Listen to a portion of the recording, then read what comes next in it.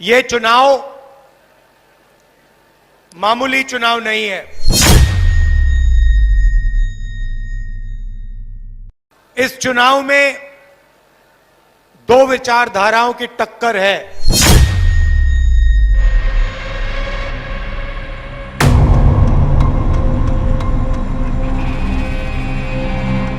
जब ये चुनाव मामूली नहीं है, जब टक्कर दो विचारधाराओं की है, तो कांग्रेस का नेतृत्व अपनी पारंपरिक सीटों पर ही अभी तक क्यों उलझा हुआ है?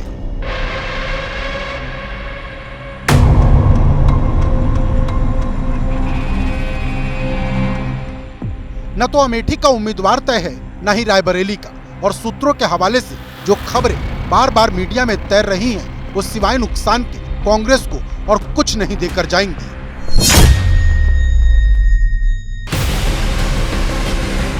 अमेठी रायबरेली में 3 मई तक नामांकन होने हैं, यानी अभी भी कुछ घंटे बचे हैं। लेकिन सवाल तो यह है कि आखिर गांधी परिवार इन दोनों सीटों पर इतना सस्पेंस क्यों बढ़ा रहा? जब राहुल गांधी से अमेठी पर सवाल हुआ, उन्होंने कभी भी चुनाव लड़ने से इनकार नहीं किया। हर बार यही कहा कि नेतृत्व जो कहेगा वो वही करेंगे। जो भी मुझे ऑर्डर मिलेगा मैं वो करूंगा। सीईसी मीटिंग हमारी पार्टी में सीईसी मीटिंग्स में ये डिसीजन लिए जाते हैं। बट पहला बीजेपी का question, good question, thank you. सूत्र बताते हैं कि अमेठी और रायबरेली पर फैसला कांग्रेस के अध्यक्ष को नहीं, बल्कि खुद राहुल और प्रियंका को लेना है, और यही वजह है कि यहां से प्रत्याशी घोषित करने में इतनी देर हो रही। थोड़े दिन ठहरो और रायबरेली और अमेठी में कौन से कैंडिडेट आएंगे, क्योंकि मेरे को तो साइन करके भेजना पड़ता ना, तो मैं देख के ही मैं आपको बोलूंगा ये कैंडिडेट हमारा है तो डाल रहे हैं। Any name discussed Raybeli and Amethi? Sir, कब होगा ये बता दीजिए। Sir, when can we expect, sir? When can we expect? Within 1 or 2 days. Tomorrow we can. 1 or 2 days, everything will be clear. Congress के भीतर अमेठी और रायबरेली को लेकर सवाल हार जीत का नहीं है, सवाल तो प्रत्याशियों के चयन का है। 2014 के लोकसभा चुनाव में स्मृति ईरानी राहुल गांधी से 1 लाख से ज्यादा वोटों के अंतर से चुनाव हारी थी। लेकिन बड़ी बात यह थी कि चुनाव हारने के बावजूद वो मैदान में डटी रही और 2019 में राहुल गांधी को 55,000 वोटों के अंतर से चुनाव हरा दिया।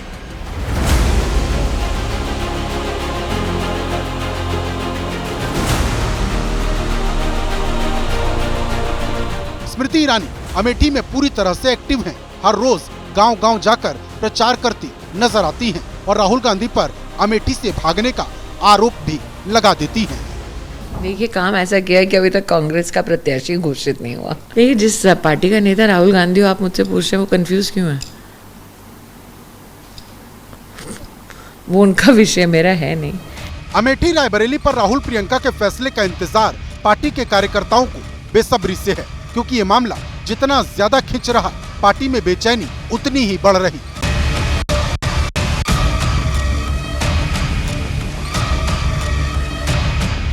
कुछ दिन पहले अमेठी में कांग्रेस दफ्तर के बाहर रॉबर्ट वड्रा के पोस्टर ने सियासी हड़कंप मचा दिया था।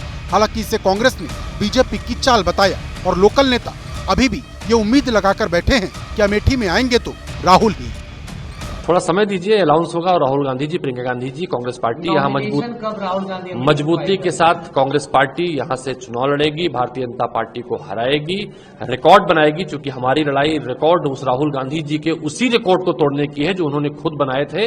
इस बार उस रिकॉर्ड को तोड़ने की तैयारी है। कांग्रेस के स्थानीय नेताओं का बयान बताता है कि पार्टी के कार्यकर्ताओं को राहुल प्रियंका से कितनी ज्यादा उम्मीद है, लेकिन कांग्रेस नेतृत्व की खामोशी बीजेपी के लिए किसी सियासी हथियार से कम नहीं। लड़ेंगे या नहीं लड़ेंगे वो भी मुझे मालूम नहीं है, मगर मेरा मानना है कि इतना कंफ्यूजन रखना ही उनको आत्मविश्वास नहीं है, वो दिखाता है।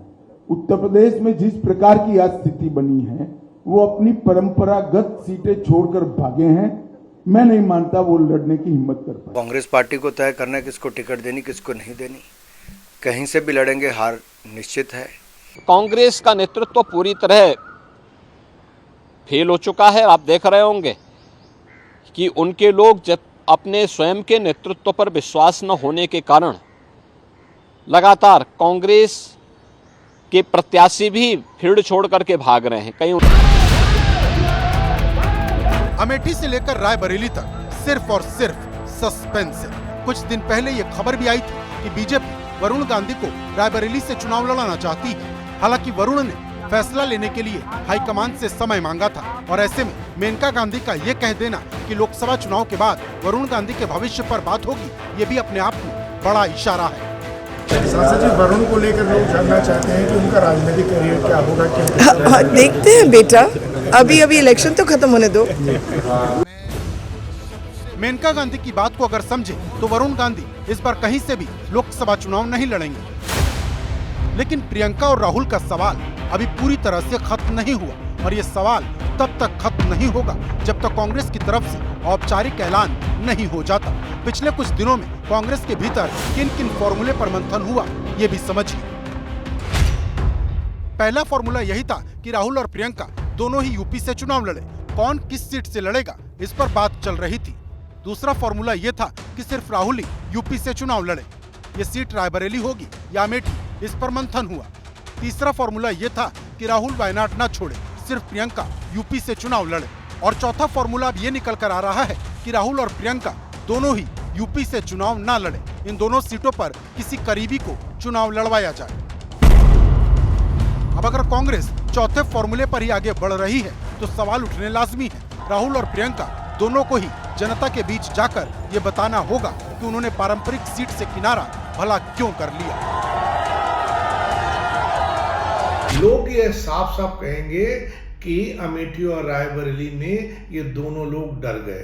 अमेठी के लोग पलक पौड़े बिछाकर इंतजार कर रहे हैं, रायबरेली के लोग इंतजार कर रहे हैं। लोगों की मालाएं सूख गई, लोगों की मिठाइयां बिखर गई। तो आखिर आप किसके लिए काम कर रहे हैं?